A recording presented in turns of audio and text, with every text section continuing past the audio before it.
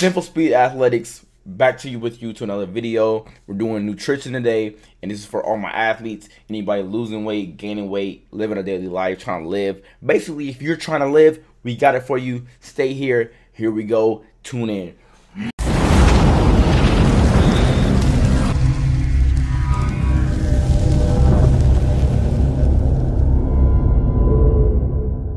Is strictly nutrition, and I need people to understand the importance of this because of the fact that in every regimen that I make for all my athletes, I give them what they're supposed to be eating, what they should eat, how they should eat, how they should definitely what they shouldn't be eating. But what it comes down to is your own fortitude and what you can put into it, because your coach is not going to be there.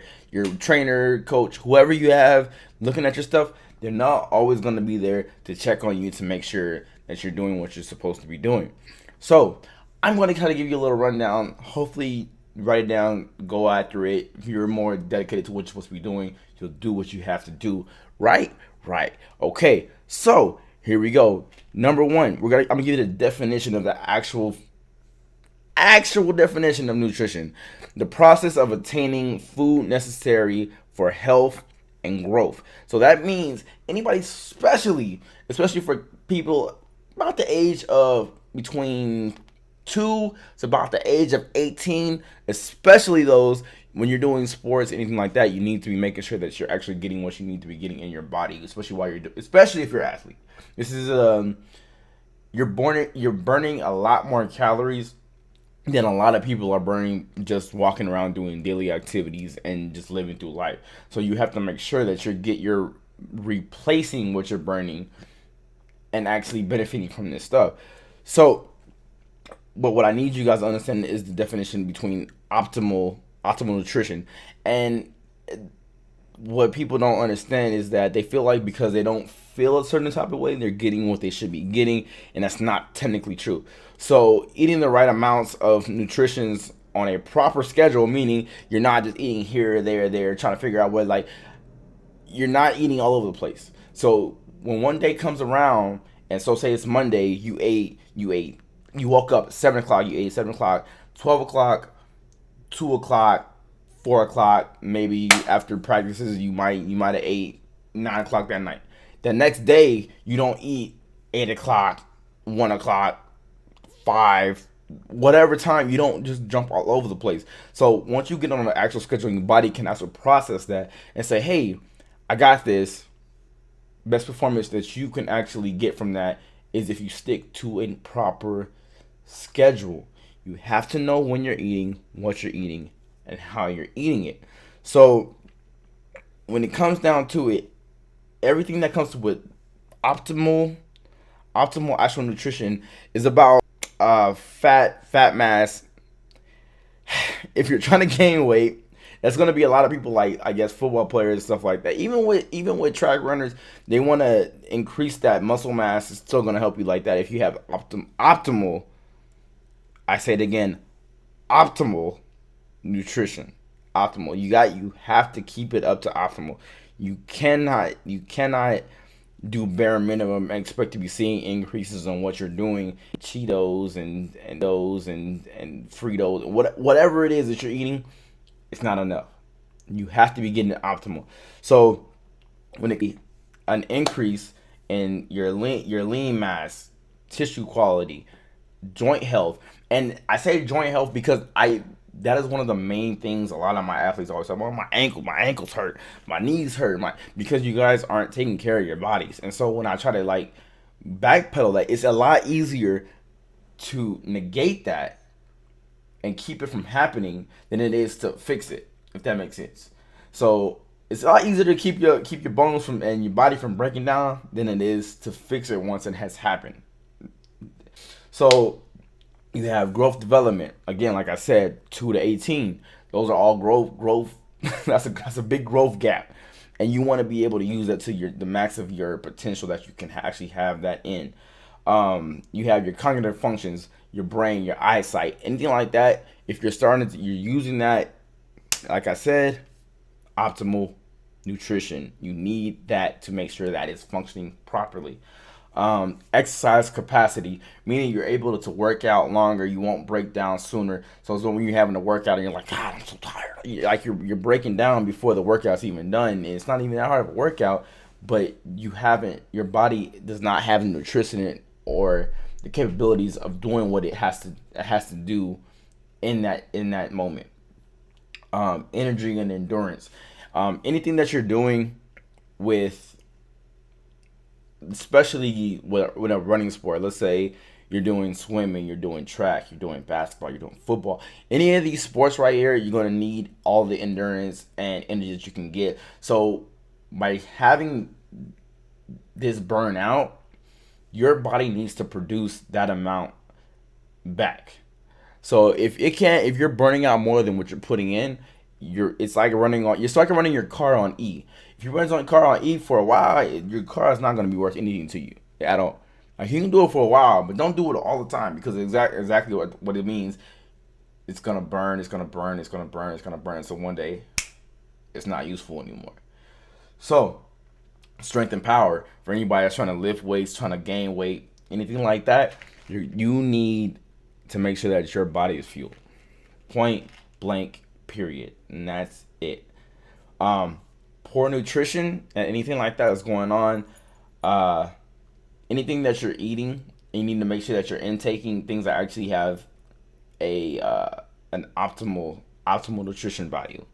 So we're talking about salads, we're talking about nuts, berries, stuff, things like that. Actual meats that are actually processed, that are actually cooked, not with not just heated up and just put in, like, those are like quick fixes. Like if you really just need that right then and there. Need to make sure that you're understanding portion sizes. You have so many people that'll make this big meal, and it's about, like, you don't even really understand. You just throw a whole bunch of food on, and this is mostly for like holiday times. Not all the time. People do this too on like a daily basis, but like they'll have holiday times just like splash on a whole bunch of food, and you're not counting what you're actually eating, and they won't let their brain catch up to their stomach. So you're eating and you're eating, and you go, oh, second, thirds, okay, boom, boom, boom, boom, boom. But your brain hasn't even had the time to process that you're full. So because of this, that's an improper portion size, and therefore your body is taking in more fat, more excess than what it actually needs or wants. And once you've already done, that's why people feel bloated, they feel sleepy, they feel like that, because of the fact that they've overdone what they have to do. And through everything that you're doing, you need to make sure that you're actually eating on a proper schedule. So within your proper eating, you need to make sure that you're eating at a certain time, you're eating at a certain weight, like you're doing what you're supposed to do at that specific time. So it's not just, okay, well, let me just skip this day. Okay, I'm gonna go. So once you do that, you throw yourself off. You have to pick yourself back up and put yourself back on that schedule. Because if you don't, it's just gonna be bad for your own well-being and what you're supposed to be doing in your own goal. So you have to make sure that you're doing what you're supposed to be doing. Next one I'm going to cover is going to be hydration. And hydration is probably one of the most. It's probably the easiest. The easiest out of everything to actually control and balance out, because of the fact that it's literally one of the easiest things to obtain at the point in time. So even if you don't have any of those things, like you can't afford nutrition, you can't afford to eat right every day, you can't afford to do this every day. Let's walk back in time and say, hey, my body is 75% water. Your face is 75% water. So let's put it like this. Even with small changes in your body, that'll affect you in some type of way. So when it comes down to the fact that, let's say, dehydration, once dehydration sets in, you get headaches. Cognitive actual production actually decreases. So we're coming down to the fact to say, okay, my brain, I'm not really thinking as clearly as I normally would, or my eyesight is it's a little blurry. Like, so let's take this for example. I have athletes all the time. They sit down, they hit the ground, and they go, yo, everything's all blurry. Oh, everything's blurry. First sign of dehydration, right there. And so once they say they can't see something, or everything gets blurry and they get spots and everything's like popping all over the place, that is the first sign of dehydration, and you need to make sure that you're either not shutting your athlete down, you're making sure they're getting their water or whatever they need to get that liquid back into their system. Because once they tell you something like that, that means that that athlete is dehydrated. Like, that's point blank period. And there's nothing else you can really tell me about that I can really go back on. So when it comes down to it, you have reduced athlete performance. So if your athlete has become dehydrated, you really have nothing else that you can do with him that's going to benefit him at that point. So if they're telling you this and you keep pushing them and you're saying, okay, do this, do this, do this, do this, do this, you're not getting what you can get out of the athlete because they've already told you that they're dehydrated. But you're not listening to that point. You just feel it like, okay, well, you're just tired, or you're just lazy, or you just this and that. But the athlete told you, hey, I'm basically dehydrated. He doesn't know. The athlete doesn't know what's wrong with his body. He's giving you that information. That's all it is. And it'll be a lot of the things where, like, they'll be talking to you and they don't quite make sense when they're talking, because that's impaired thought. So impaired thought on dehydration is something that you need to be watching out for too also. If you aren't sure, I know people have this rule about how much water you should drink, and it's what is like 8 ounces of water, or it's like 8 glasses, whatever nonsense they be talking about for how much water you should be drinking. The actual thing you should be actually thinking about is your weight divided by 2. So whenever you're drinking and you're trying to figure out how much water you should be drinking at a certain amount of time, it should be your weight divided by 2. So think about that. I can't give you exact numbers. I don't know how much everybody weighs. So your weight divided by 2. Let's remember that part. That's fluid sources. I know a lot of people are gonna like this. You might hate it at the same time, but I'm gonna try to give it to you. Don't hate me. Okay. So you have water. That's obvious. So now you can obviously put that in with flavoring, lemons, whatever you need to do to make your water. I hate plain water, so I need some type of flavoring for my water. That's just me. I hate that. I hate water. I hate regular water. I hate it. But now, for my coffee drinkers, I'm sorry.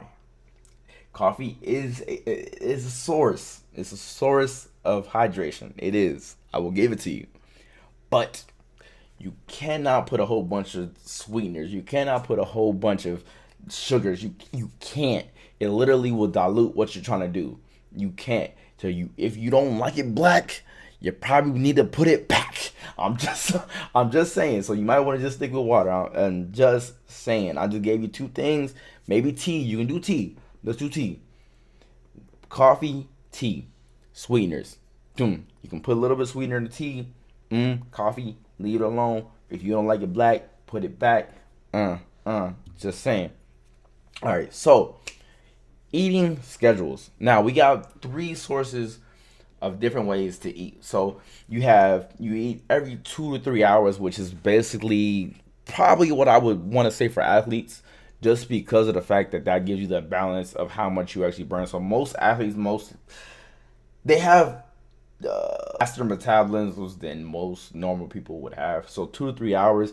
So we're talking about breakfast, snack, lunch, dinner. So most time we're talking class. You might eat before school. You might eat a couple like nuts or something like that, like in between. Then you have lunch. And so the problem I run in with a lot of my athletes is that when it comes to lunchtime, it always comes like, oh, our lunch sucked, or our lunch is this, or our lunch is that. And you guys need to start having the fortitude to pack your own lunch, know what you need to eat, know what needs to go into your lunch, and put that into your own thing. So lunches, I know school lunches suck. I know. I'm not that old. I know they suck. I know. But you have to, if you know what your goal is, you know what you're trying to do, you need to do it yourself. No longer can you put the blame on the school. No longer can you put the blame on your mom. No longer can you put the blame on your dad. Whoever it is. Only person that can complain is you. That's it.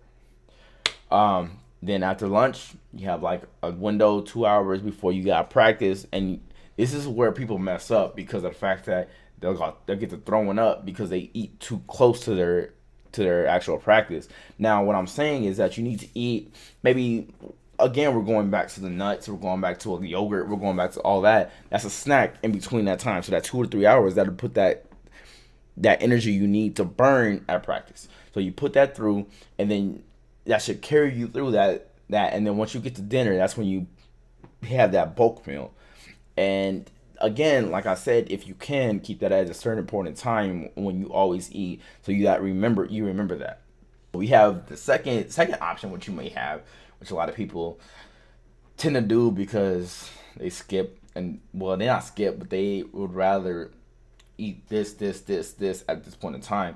So you have breakfast, you have lunch, you have dinner. Now, when you eat these points at times, you have to make sure that you're actually eating the correct portions at these points in time. So you can't eat like a banana, an apple at breakfast, and then think that it's gonna carry you all the way to lunch, and then eat that lunch and say, I think I'm gonna have a salad, and then we're talking about in the view of an athlete at this point. With people who are losing weight, that would work for you, but as an athlete, eating a banana, apple, and then dinner, I mean lunch, and then eating that would not carry you over to your practice, and then or your meet or whatever, and then you start to get to, oh, I can't see, or I'm weak, and then I go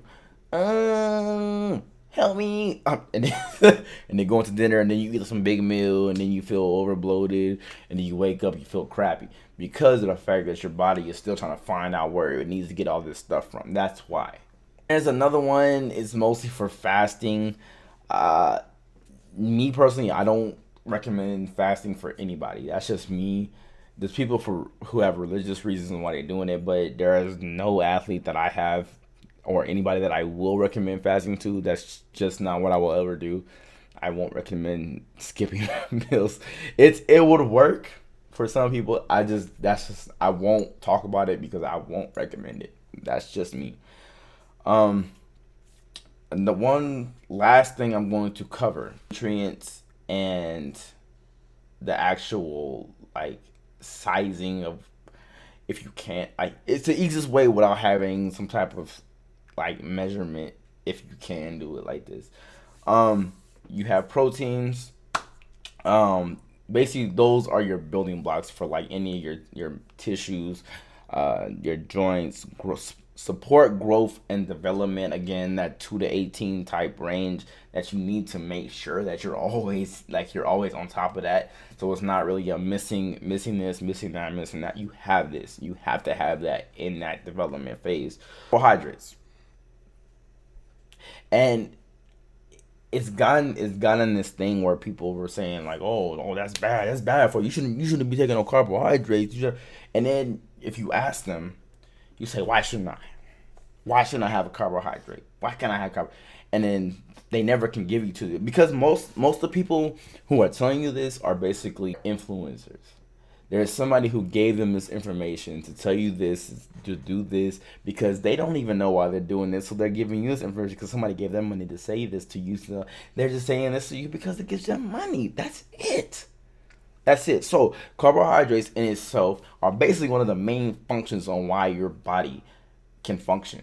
Like it really is. You just have to be smart on how you produce these carbohydrates and where you get them from. That main source of fuel for your body and your brain. So now, if it's a main source for that, your brain's important. For my athletes, main source of energy during exercise. So if that's the main source of energy during the exercise, how could it possibly be bad for you as an athlete? How could it possibly be bad for you to produce that? Now, anything in excess is going to be bad regardless what it is. Like, anything good in excess can turn into something bad in some type of way. But that's what I mean by you have to understand your portion sizes in what you're eating. Fat supports joint health. Now everybody's gonna try to tell you you don't need no fat. Don't put no fat in your body. But fat literally actually supports other parts of your body, other than people just thinking directly that it's some type of mass that grows on you, and it's like, oh, you're just gonna be fat. It's just gonna be fat. And it's it literally helps anything that goes on with your joints, cognitive functions, eyesight, hearing, thoughts. It's things like that. Like, people don't think about the full picture of it. They get this one bad picture and they think, oh, well, that's gonna mess up everything. That's gonna hurt me in that way. That's gonna stop me in that way. So why would I take that? Because it's one thing that it might hurt, but there's so many other things that it helps. Now, with fat, there are certain things that's the only way you can absorb these minerals in your body. Now you have A, D, E, and K. Those are only way, like, you can only absorb those through fat. Like, you can only, like, if you don't have any fat like in your body, you can't absorb those minerals. So run through real fast the sizing and things you can get from, like, proteins, carbohydrates, and fat. Proteins: eggs, meat, cheese, tofu, milk, things of that nature. In the protein categories, obviously fish, like, that's why meats in general.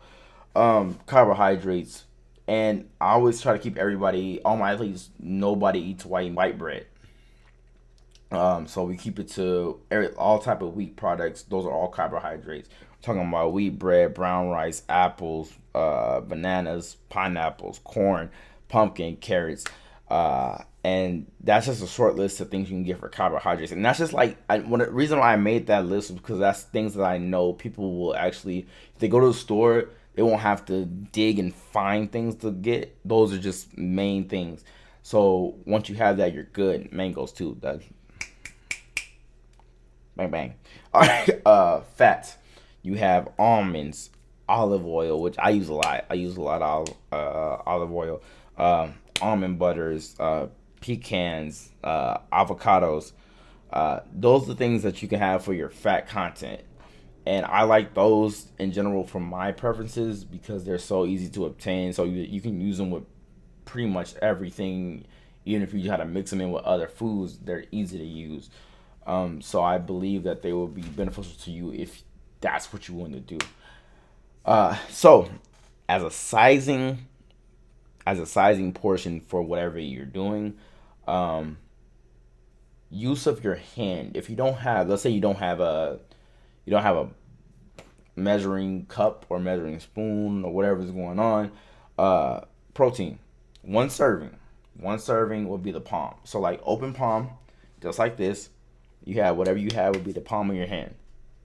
Carbohydrates, one serving would be a cupped hand. So just about like right here. And again, it depends on your hand size. So that'd be your body type. That's how you're gonna measure it. So it's not like you can't have somebody else come in and say, "Hey, let me use your hand," because you use your little sister's hand. It's gonna be different, right? Right. Your hand. Don't be lazy. Do it yourself. All right. All right. So fat, one serving, one thumb. One thumb. So basically, going like this, one thumb or whatever it is. So like by like to the mass of your thumb. Fruits and veggies is gonna be one serving. Is gonna be one fistful. So one fist of your whole hand. Your hand. Your hand. Your hand. Oh, y'all don't. I don't like vegetables. I don't like vegetables. You're gonna eat them today. It's gonna be your fist. Your fist, dog. All right. So calorie intake. Last thing, we're gonna cut this video off.